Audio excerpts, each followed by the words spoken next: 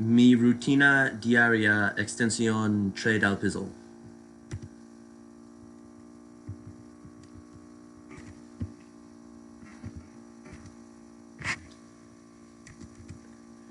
Me despierto a las 10 de la mañana para empezar el día. Después de despertarme, me lavo la cara y me cepillo los dientes.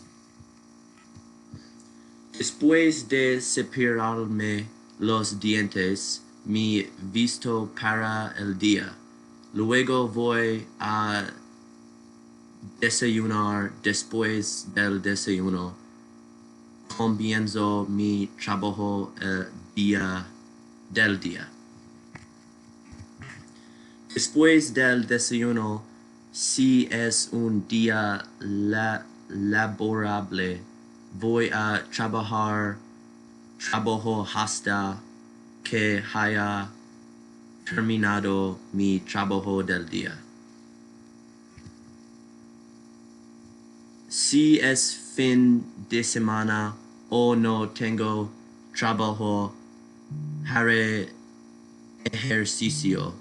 Después del desayuno, me gusta trabajar no me gusta trabajar. Después de mi entrenamiento, me ducho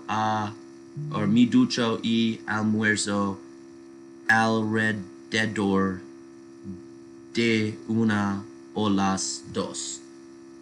Almuerzo con mi familia. Después del almuerzo, pasaré tiempo con amigos o familiares. Iré afuera o ver una película.